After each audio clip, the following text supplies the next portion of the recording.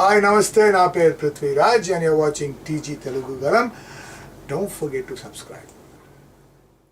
అందరూ సరిసమానంగా కూర్చోవలసిన దేవాలయంలో బట్టి విక్రమార్క మహిళా మంత్రి కొండా సురేఖ కింద కూర్చోబెట్టి అగ్రవర్ణ నాయకులను పైన కూర్చోబెట్టడం వివక్షకు నిదర్శనం కాదా? తక్షణమే రేవంత్ రెడ్డి క్షమాపణ చెప్పాలని కవిత డిమాండ్ చేశారు.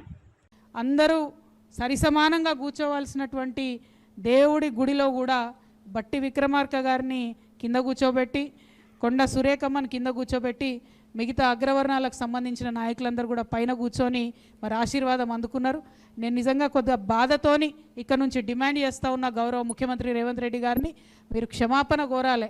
ఖచ్చితంగా బట్టి విక్రమార్క గారిని, కొండా సురేఖమ్మ గారిని, వారు రిప్రజెంట్ చేసేటటువంటి ఎస్సీ బీసీ మొత్తం యావత్ సమాజాన్ని కూడా మీరు క్షమాపణ బేషరతుగా క్షమాపణ కోరాలి.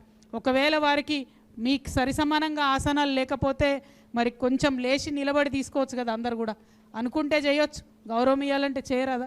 లేదు ఎక్కడంటే అక్కడ కూర్చుంటే మరి పక్కన ఉన్నోడిని దూరం ఉన్నోడిని నేను చూసుకోను అంటే ఇవాళ ముఖ్యమంత్రిగా మీది పెద్దన్న పాత్ర ఈ రాష్ట్రానికి, తండ్రి స్థానంలో ఉన్నారు మీరు.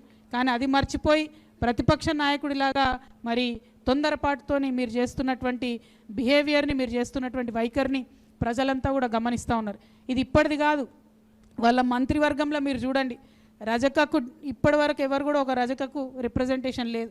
పెద్ద సామాజిక వర్గమైనటువంటి ముదిరాజుకు రిప్రజెంటేషన్ లేదు, ముస్లిమ్స్కి లేదు, ఎస్టీ లేడు ఇప్పుడు మంత్రి ఒక్కరు కూడా, యాదవ లేదు, కుర్మ లేరు, విశ్వబ్రాహ్మణులకు లేరు, ఒడ్డెర లేరు. ఇట్లా అనేక అంటే పెద్ద పెద్ద సంఖ్యలో ఉన్నటువంటి ఈ సమూహాలను రిప్రజెంట్ చేయడం కానీ వారికి సంబంధించిన అంశాలు చెప్పేటటువంటి వాళ్ళు కానీ లేరు అంటేనే మీ ప్రభుత్వం యొక్క సామాజిక దృక్కోణం ఏంది, మీరు వ్యవహరిస్తున్న శైలి ఏందన్నది చాలా స్పష్టంగా అర్థమవుతూ ఉన్నది. మరి అంతేకాదు మా తమ్ముడు బాలరాజు గారు చెప్పిన దానికి కొనసాగింపుగా ప్రభుత్వ సలహాదారులను పెట్టుకున్నారు. ఇవాళ సలహాదారుల్లో అందరూ అగ్రవర్ణాల వాళ్ళే, ఒక బీసీ లేరు, ఒక ఎస్సీ కూడా లేరు. అంటే అసలు బీసీలలో మేధావులు లేరు, ఎస్సీలలో మేధావులు లేరు, ప్రభుత్వానికి సలహాలు ఇచ్చేది.